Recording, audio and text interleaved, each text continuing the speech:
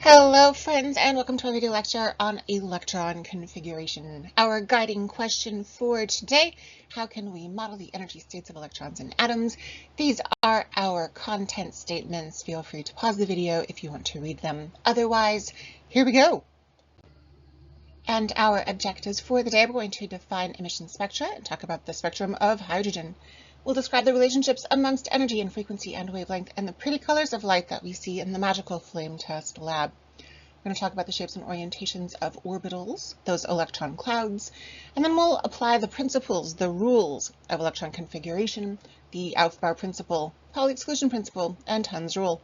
Then we're going to talk about how copper and chromium break those rules. We'll wrap up with a look at electron configurations of ions. This is going to be a quick review of electron configuration. The assumption is that most of us have seen this already in Chem 1. If you have not ever talked about electron configuration, I recommend that you check out this YouTube video, which is going to go into a lot more depth from the very fundamental pieces. Like I said, this one is quick and mostly a review. Niels Bohr was our scientist who proposed that electrons exist in energy levels. Here we have our nucleus of an atom, and then around the nucleus we have these different energy levels. These energy levels are associated with increasing amounts of energy. We number them. 1 is closest to the nucleus, and then 2, and so on and so forth. We call them n's, or the principal quantum numbers, but they're literally just like, what's the number of the energy level? Niels Bohr figured out that electrons are in these energy levels by analyzing emission spectra. Let's talk about what even is a spectrum. So a spectrum is basically a rainbow. It is all of the different colors, wavelengths that can exist in light. So if we take light and we pass it through a prism, we're going to get this lovely spectrum, continuous spectrum, because it's all the wavelengths of the light, but they're broken apart by that prism. What's kind of cool, if I take this continuous spectrum and I shoot it at atoms, some electrons are going to absorb some of those wavelengths of light. And so that absorption spectrum is literally showing the energies, the wavelengths of light that have been absorbed by electrons. So this is lost from the spectrum because it's been absorbed. It's not in the spectrum anymore. It was absorbed by an electron. What do the electrons do with that energy that they absorb? Well, they use it to jump to higher energy levels. So maybe we had an electron that was here and it absorbed that energy and it jumped to a higher energy level because it has more energy, so it has to exist in a higher energy level now. What's kind of fun, this electron here in this higher energy level, this is known as the excited state. It's not stable. It's not going to stay there because it's not stable. And so those electrons are going to fall back down to the lowest available energy level. They're going to fall back down. They're going to fall down to what we call the ground state, the most stable configuration for electrons, the lowest available energy level to them. That ground state, which is stable, results in the loss of the energy that they absorbed when they jump to that excited state. That release of energy, or the emission of that energy, results in emission spectra. Absorption spectra and emission spectra are considered discrete because we don't have a literally continuous spectrum. I don't have all the wavelengths. I have very specific individual discrete wavelengths of energy that were either absorbed or emitted by these electrons. What's kind of fun, the amount of energy that was either absorbed or emitted is a photon. Photons can have different amounts of energy, right? So we can have some photons that have a lot of energy. We can have some photons that have a little bit of less energy. But the change in the energy of the electron is equal to the energy of the photon that was either absorbed or released, emitted. What's super cool, when we do the flame test lab, we take some chemicals, we put it into the flame of a Bunsen burner, and we see all those pretty colors. It is electrons falling down to the second energy level. So if we have electrons falling all the way down to energy level number 1, that's actually so much energy our eyes cannot perceive it. We're talking about UV energy here. If we have electrons falling only to 4 or to 3, this is too little energy for our eyeballs to perceive. This is going to be infrared energy. But that magical place where electrons are falling from higher energy levels down to energy level number 2, this is our visible spectra. This is where we can see all the pretty colors that we see in a flame test lab. Visible light is here. It is part of the electromagnetic spectrum. It's middle-ish.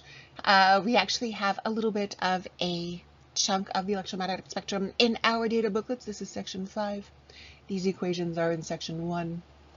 Visible light here in the middle-ish. As we go higher energy than visible light, we get into UV, ultraviolet radiation, X-rays, gamma rays. As we go lesser energy than visible light, we have infrared or IR, and then our radio waves. Notice that as we're going increasing energy, the waves get shorter and shorter and shorter. These are the wavelengths. The wavelengths are shorter as energy is higher. We can measure those wavelengths in nanometers.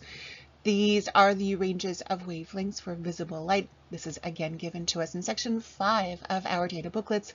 Violet light, purple is going to have shorter wavelengths. Red is going to have longer wavelengths. That means that there's more energy in purple, less energy in red. Again, those wavelengths, as we have increasing amounts of energy, get shorter and shorter, shorter wavelengths for more energy.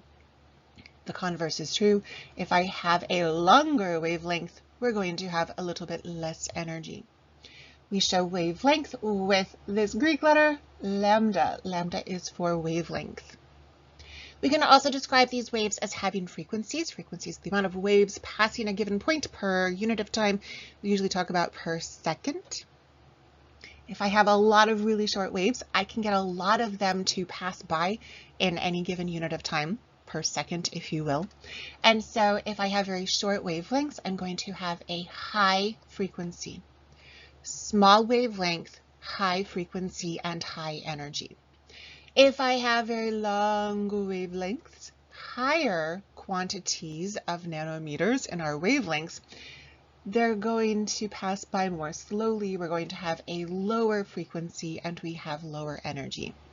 High energy, high frequency, short wavelength, low energy, low frequency, long wavelength. We can actually mathematically show this with this lovely equation. C, which is the speed of light, is equal to the frequency times the wavelength of a photon. We also have this other equation. The energy of a photon is equal to, this is Planck's constant, another constant, times frequency. Those constants are given to us in our data booklets. C, the speed of light, is 3 times 10 to the 8th meters per second. Planck's constant is 6.63 times 10 to the negative 34 joule seconds. We can use this equation to solve this problem. An electron releases red light when it falls to energy level number 2. Given that the wavelength of red light is 700 nanometers, calculate its frequency. We're going to use this equation because I'm putting together frequency and wavelength. So C is equal to frequency times wavelength.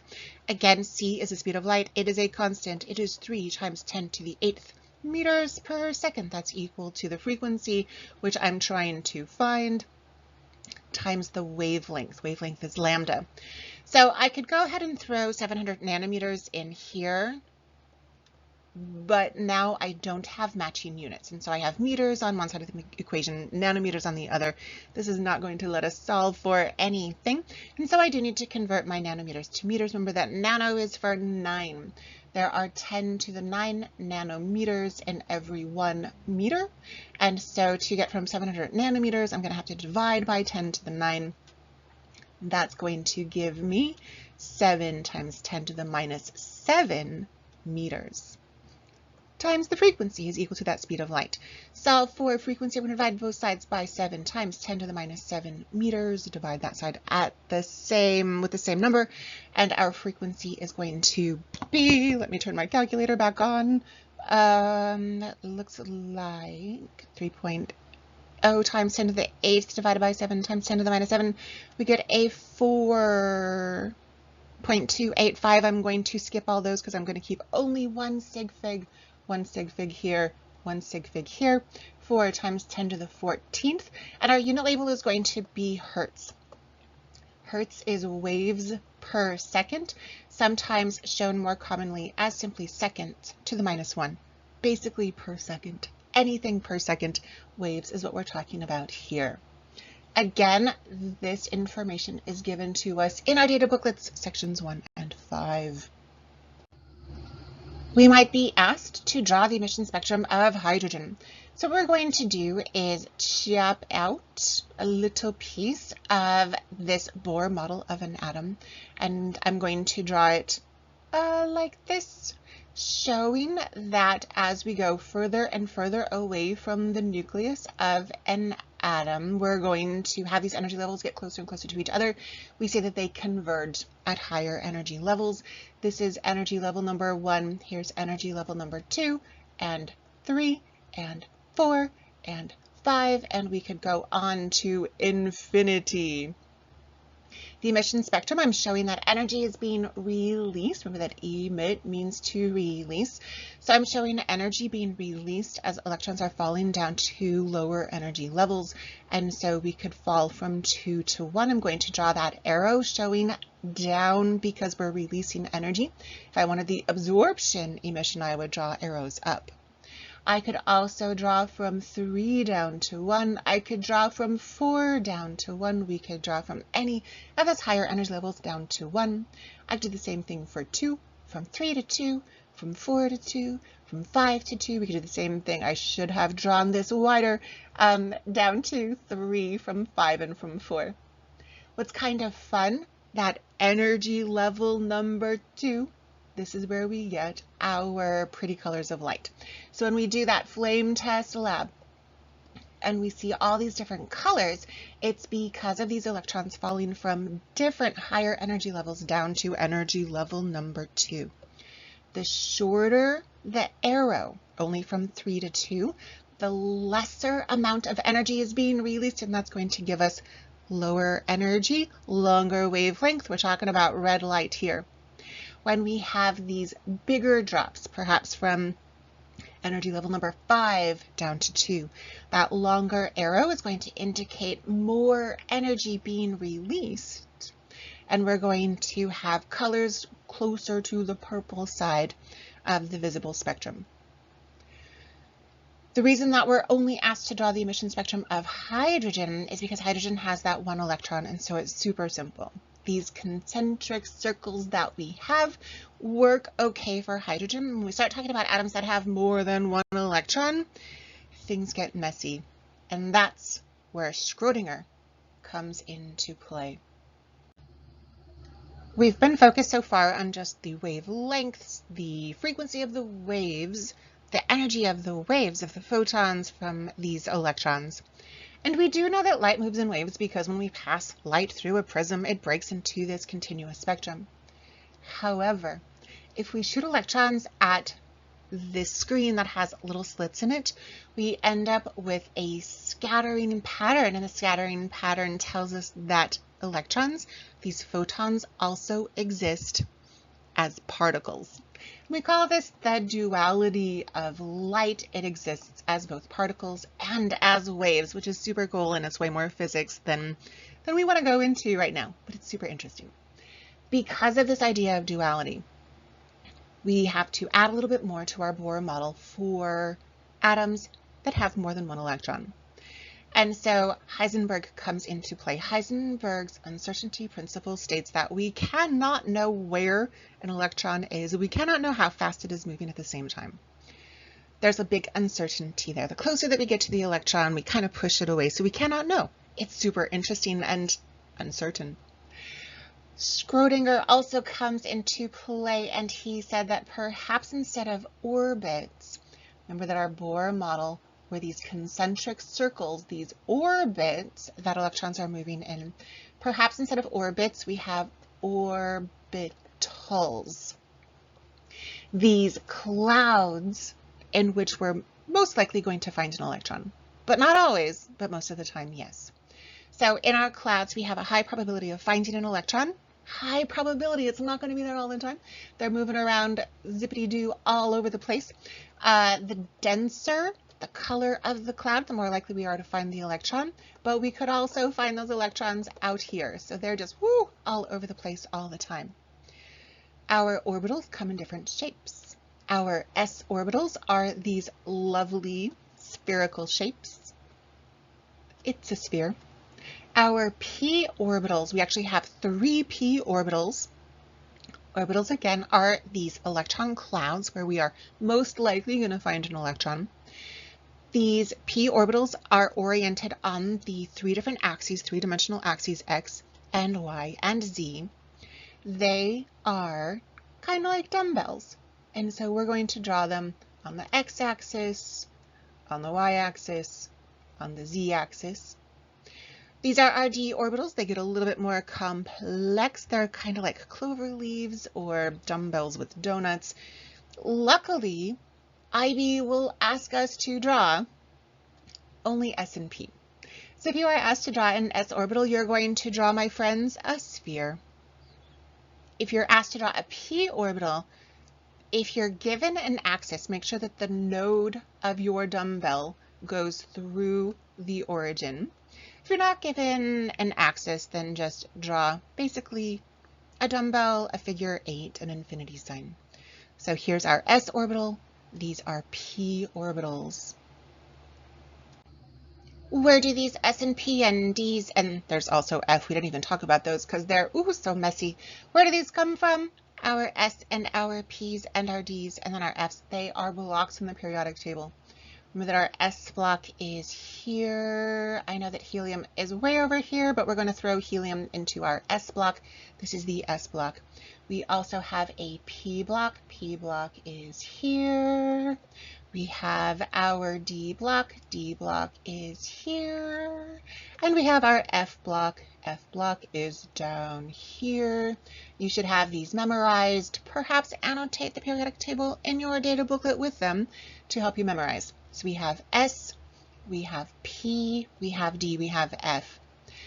When we have electrons of atoms, elements that are in the S block, the electrons that are here, they're going to be in these s orbitals. Our p block elements are going to put electrons into, you guessed it, these p orbitals. What's kind of fun about these orbitals? They can fit only 2 electrons per. That is the Pauli exclusion principle. We're going to talk about how those electrons have to have opposite spins. Electrons are negatively charged. Negatively charged things don't like to sit next to other negatively charged things. And so to get the electrons to stick together in a single orbital really close to each other, we're going to have them spin in opposite directions. We're going to show that with arrows pointed in opposite directions. This is an Aufbau diagram. So the first rule of electron configuration, this is just a fancy word for arrangement. We're trying to figure out how are the electrons in an atom arranged. The first rule that we're going to follow is the Aufbau principle, which says that we have to start with the lowest energy level first, because remember those higher energy levels are less stable. So we're going to put electrons into the lowest energy level first, and that's going to be the 1s orbital. So if I'm looking at helium, helium is here. Helium has 2 electrons when it's an atom, a neutral atom. Those 2 electrons need to go into the lowest possible energy level. The lowest possible is number 1. And we're going to put it into the first orbital. That's an s orbital. I'm going to show an arrow pointed up. That's 1 electron. I need a second electron because helium has 2 electrons. And so I'm going to show the second one also in the 1s orbital, because remember that I have space for 2 electrons in each orbital. That's the Pauli exclusion principle. And so I'm going to add that electron, but pointed down to show that it has an opposite spin. That allows us 2 electrons that are both negatively charged and repelling each other to fit together in the same orbital. That's it. We're done. Those are the 2 electrons in helium. I can show that with electron configuration notation. The number 1 tells me energy level number 1. An S lowercase s tells me it's an s orbital.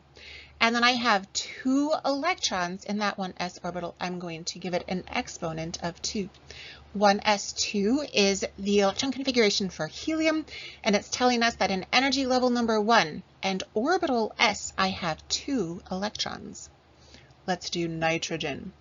So I'm going to look at my periodic table, and we have in nitrogen 7 electrons. We have 7 electrons that we need to put into an arrangement or a configuration for nitrogen. We're going to start, Aufbau principle says lowest energy level first. That is going to be the 1s orbital. I can do up arrow, down arrow to show those 2 electrons with opposite spins in the same orbital. So I have 1s2. I have 1s2.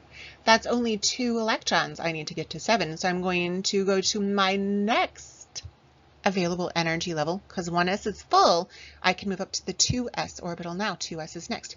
I'm going to go 1, 2. So now I have 2s2. I have 1, 2, 3, 4 electrons. We need to get up to 7. So my next available energy level is going to be the 2p orbitals. Not energy level. We're still in energy level number 2. The next sublevel, the p sublevel, we have, interesting, 1, 2, 3 orbitals. I'm going to call those 3 orbitals in the 2p sublevel, I'm going to call them degenerate, which I think has a negative connotation. It just means that they have equal energies. So what's going to happen is we're going to put the last 3. Again, we had 2 and 4. I have 3 more electrons to go to the 7 that nitrogen has.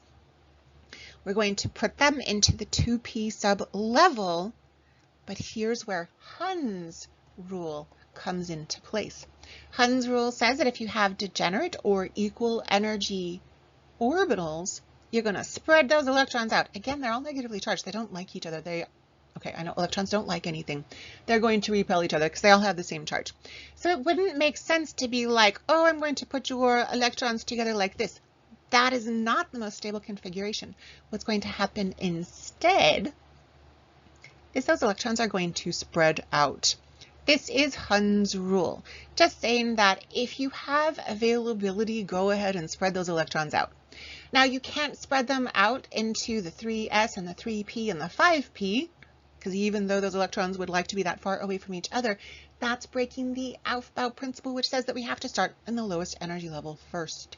So no and no and no, but we can spread out amongst those degenerate or equal energy orbitals in the same 2p sublevel.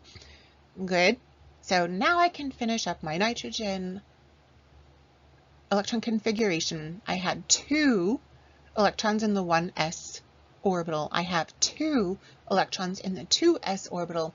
And then in 2p, I have 1, 2, 3. 3 electrons. So the electron configuration of nitrogen is 1s2, 2s2, 2p3. Again, I'm going really fast. If this is too fast, if you're like, I have no idea what's going on, go back to the beginning of this video, watch that introductory Electron Palooza video. It goes way more slowly if you're like, I have no idea what's happening right now. Let's look at iron. Oh my gosh, we're jumping way ahead. So iron is here. It is 26 electrons. Oh my goodness. All right, so let's make some space, and we're going to do some iron. So we're going to go 1, 2, and notice that I don't even draw the whole entire heads of the arrows. We can do half an arrowhead, it's fine. So there's 1, 2, 3, 4. We're going to do 5, 6, 7. Now that I have put 1 electron into each of those degenerate orbitals, I can go back and add the second one. So I'm going to add, what's that, 8, 9, 10. Now that my 2p sublevel is full, I can jump up to the 3s, and I'm going to go 1, 2. So now I have 2, 4, 6, 8, 10, 12. We're going to do 13, 14, 15. Hund's rule says we have to spread them out. 16, 17, 18. Aufbau says we have to add that second electron to each of those orbitals before we can move up to the next one. So now we have 18. We need to get to 26. So I'm going to go to the 4s next. And I'm going to do 19 and 20. And then I'm going to go to, whoa, what just happened here? 3D. We were in the 4s, but now we're back to 3. How does that make any sense? Shouldn't 3 be less energy than 4? Oh, my friends, this is a wackadoodle. Remember how we talked about a couple slides ago? We're looking at that Bohr diagram. We have our nucleus, we have energy level number 1, energy level number 2, energy level number 3, and the further away we get from the nucleus of an atom, the closer those energy levels get to each other. In fact, they start to overlap. And here we see the first little bit of overlapping. So the 4s sublevel actually has less energy than does the 3D because energy level number 3 and 4 overlap. Weird, but it happens. So anyhow, where were we? We were at 20 electrons. We need 26. So now I'm going to go to the 3D from the 4s, and we're going to add electron number 21, 22, 23, 24, 25, and then 26. Again, following Hund's rule, we're going to spread out these degenerate or equal energy orbitals, fill in an electron number 2 when we can. So now let's write our electron configuration for iron. We have 1s2, and then 2s2, 2p6, 3s2, 3p6, 4s2, and then wrapping up with 3D, 1, 2, 3, 4, 5, 6, 3d6. Good?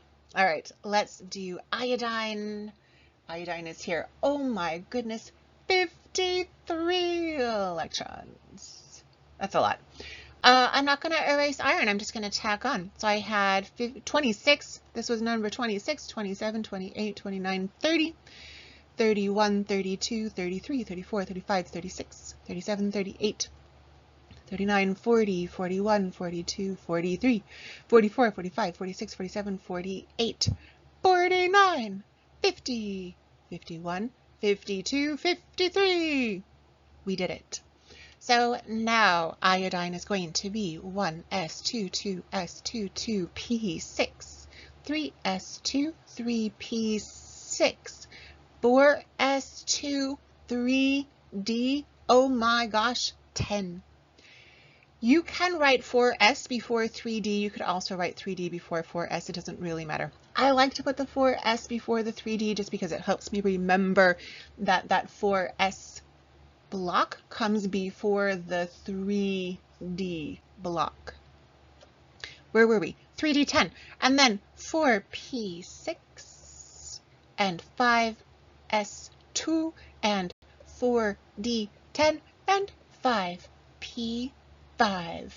We did it. Let's do a few more examples. How about vanadium? This guy has 23 electrons. We're going to do 1, 2, 3, 4, 5, 6, 7, 8, 9, 10, 11, 12, 13, 14, 15, 16, 17, 18, 19, 20, 21, 22, 23. And so we have 1s2, 2s2, 2p6, 3s2, 3p6, 4s2. Remember, we're going back to 3d3. This is vanadium. Feeling good? All right, let's add a couple more. Let's add, one more. Electron, chromium. So I'm just going to add one more electron. Chromium. And sadly, this is wrong. What? That doesn't make any sense. We followed all the rules. Here's the wackadoodle thing. Chromium and copper are exceptions to our rules. Can we even have rules that don't have exceptions? I think not. So chromium and copper, you have to memorize these. They are exceptions. So when we look at chromium's electron configuration here on our Aufbau diagram, notice that I've got 2 electrons here and 1, 1, 1, 1, and then this guy is empty. Here's what's going to happen. What makes chromium a little bit more stable? If I take this electron away, So I'm going to steal that second electron from the 4s orbital. I'm going to steal that one. I'm going to move it over here to the 3d orbital. Look how beautifully symmetrical that is. I've got 1 and 1 and 1 and 1 and 1. Everything is spread out. This is more stable than having that electron there and no electron there. So again, we're going to take away from the 4s and we're going to give it to 3d. So our chromium, super weird, breaking the rules, electron configuration is going to be 1s2, 2s2, 2p6, 3s2, 3p6, 4s1, 3d5. Weird, but it's what it does. Copper is also an exception. So copper has 29 electrons. So we were here at 18. Here's 19, 20, 21, 22, 23, 24, 25, 26, 27, 28, 29. This guy is lonely. It has a single electron, and all of these ones they have their pairs. Here's what's interesting. Even though you'd think, well, this guy wants a pair, how come he doesn't want a pair as much as he wants a pair?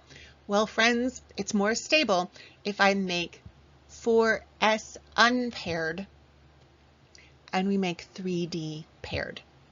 So we're going to leave an electron out of the 4s. We're going to fill up all the 3ds with pairs of electrons. And so our copper exception that you need to memorize is going to be 1s2, 2s2, 2p6, 3s2, 3p6, 4s1, 3d10.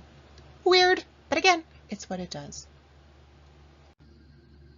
Let's look at some ions. Remember that ions are atoms that have lost or gained electrons.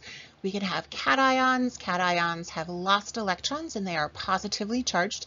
We have anions. Anions have gained electrons. They're negatively charged. So here we have lithium with a charge of +1. Lithium had 3 electrons until it lost 1, which is what made it positively charged. So now this lithium +1 has only 2 electrons.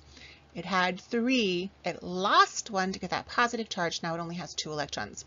So those 2 electrons are going to be electron number 1, electron number 2. The electron configuration of the lithium ion is 1s2, which is the same as helium. Crazy sauce. How about oxygen? Oxygen with a -2 charge. Oxygen is here to have a -2 charge. It has to add 2 electrons. That's going to give it not 8, but 10 electrons. 1s2, 2s2, 2p, 1, 2, 3, 4, 5, 6, 2p6. There's our 2 plus 2 plus 6 makes 10 electrons. We're going to pause here and look at something super cool. So our lithium cation is a full energy level number 1. So we have energy level number 1 totally full. We can actually calculate the maximum number of electrons that can go into any energy level with the equation 2n squared, where n is the principal quantum number. And so if I'm looking at principal quantum number 1, the first energy level, 2 times 1 squared. 1 squared is 1. 2 times 1 is 2. And look how many electrons we can fit in that energy level. If I look at energy level number 2, so I'm not looking at the 1s2, I'm looking just at energy level number 2. If I do 2n squared again, n is going to be my principal quantum number. In this case, energy level number 2. 2 squared is 4. 4 times 2 is 8. And hey, look at that. 2 plus 6 makes 8. Kind of fun, right? Let's look at this iron +2 charge. So iron is here with 26 electrons. If it loses 2 electrons, it's going to have only 24. So iron as an atom had 26. So there's 2, 4, 6, 8, 10, 12, 14, 16, 18, 20, 21, 22, 23, 24, 25, 26. So if I'm going to steal 2 electrons from iron to go from 26 down to 24, I should take away those last 2 electrons that we just added. Right? Wrong. We're not going to do it. I know. Weird thing. And this is true just of our transition metals. What we're going to do is actually steal from the S first. Weird thing, I know. But for bonding purposes, the S and the P electrons only S's and P's, are considered valence electrons, and we're going to steal valence electrons. These guys, the D's, they're kind of weird and a little bit sheltered, and so it's harder to steal from them. So we're actually going to steal from the S first. So those 2 electrons that I'm stealing from iron, I'm not going to take it from the 3D, I'm going to take it from the 4s. We're going to steal those 2 electrons. Those are the 2 electrons that were lost by iron when iron became that +2 charge. So the electron configuration of this iron ion is going to be 1s2, 2s2, 2p6. 3s2, 3p6. We're going to skip the 4s because those were lost when iron became an ion, and we're going straight to 3d, 2, 3, 4, 5, 6. That is the electron configuration for this iron +2 ion. One more, chromium. Chromium is also here in the transition metal block, and so we're going to steal from the S first. Let's go ahead and build our chromium electron configuration, the neutral atom version. So again, 24 electrons. We're going to remember that chromium is one of our exceptions to the rule, and so we're going to give 4s1 and 3d each one. So we're starting with 1s2, 2s2, 2p6, 3s2, 3p6, 4s1, 3d5. This is chromium, the atom. We need to steal 3 electrons to get to that +3 cation charge. We're going to steal 4s first. So we're going to get rid of that 1, but that's only 1. We need to get rid of 2 more to get to a +3 charge. Now we are going to take away from the 3D. We're not going to skip down to the P. So we're going to take away this guy, and so we're going to end up with, instead of 3D5, we're going to end up with 3D3. This is our chromium +3 ions electron configuration. We're going to review those periodic table blocks one more time, and we're going to relate them to electron configuration. So here again is our S block, and here is our P block. Remember that helium actually is here in the S. And then here is our D block, and here is F. So S and P and D and F. Hydrogen has 1 electron. It would go here. Notice that energy level number 1. Energy level number 1, that's our quantum number. We're in the S block. Here we are in the S block, and how many electrons in are we? Just 1. Just 1. Helium would have that second electron which would go right there. So 1, 2 over in the S block. Energy level number 1 is going to give us a 1s2. 1 S block, 1, 2 electrons over. What if I looked at nitrogen? Remember that nitrogen was 1s2, 2s2, 2p3. So energy level number 2. Energy level number 2 is what nitrogen is in. We're in the P block. Here we are in our P block. And how many electrons over have we gone? 1, 2, 3. 3. So brilliant, right? So we can relate the position of an element in the periodic table to that last electron in its electron configuration. Now let's look super quick. The periodic table does some weird things. If you are from the United States, you know that we do this weird thing with maps of the United States. So here we have, pretend like that's the United States, and then we're like, and here's Alaska, and here's Hawaii. In reality, Alaska is way up there and Hawaii is way over there, but we go ahead and just kind of toss it so that we can fit it on a piece of paper. We do the same thing with our periodic table. This guy right here in our lanthanide series, it should really come right here. Here's number 57. Here's number 58. Here's number 89. Here's number 90. These are the actinide series. So this whole row, I ought to chop this guy and push it way over there and insert all of these guys right here. But that would make the paper really wide, and that's annoying and inconvenient. So just be aware that we go from 57 to 58 and we go from 89 to 90. 1, 2, 3, 4, 5, 6, 7. Even though this is energy level number 4, remember, because of that weird overlappy thing, this is 3D. And this is 4D and 5D and 6D, even though it's 7. Kind of fun. Those F's also overlap, my friends. And so even though this is 6, this is 5, this is 4. This is the 4F, and this is the 5F. Crazy sauce, but conveniently placed on the table. We're going to wrap up with a little bit of condensed electron configuration because cesium is here. It's got 55 electrons. That's a lot of arrows to draw. So what we can do with our condensed or noble gas configurations is just skip to a noble gas. So I'm going to go backwards to the periodic table. 55, 54. Oh, hey, 54 is a noble gas. So I'm going to stop there, and I'm going to say that cesium has everything that xenon has. I'm going to show that with xenon in some square parentheses. And then how many more electrons does cesium have than xenon? Only one. We're going from 54 to 55. So we're going to have one electron. Where is that one electron? It's in energy level number 6, and it's in the S block. And so my condensed or noble gas configuration for cesium is simply xenon 6s1. Isn't that so much better than having to draw all out that whole electron configuration?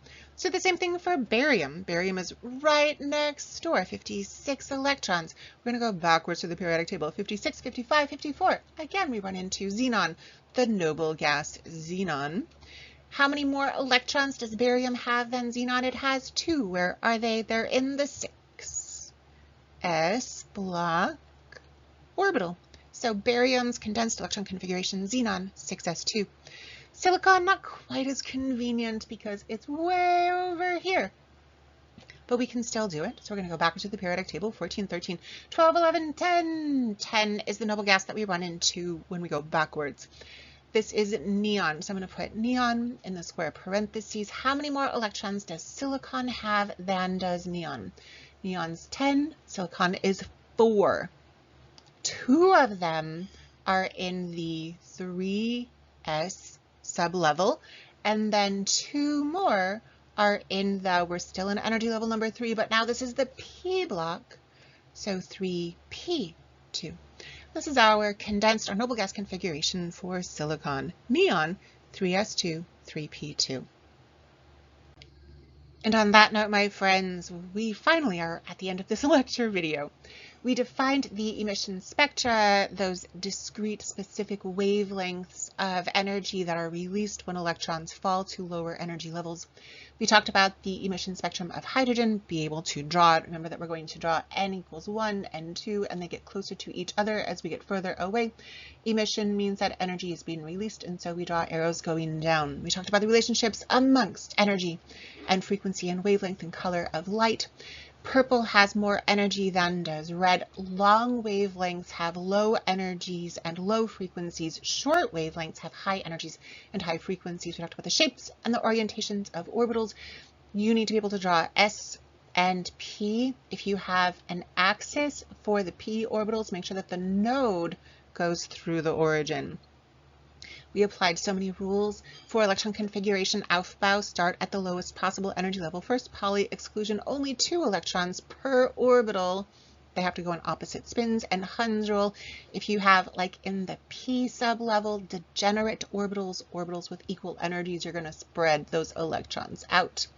And then we also talked about the electron configuration of ions. If you have transition metals, if you're talking about d block atoms, we're going to steal from the s sublevels first.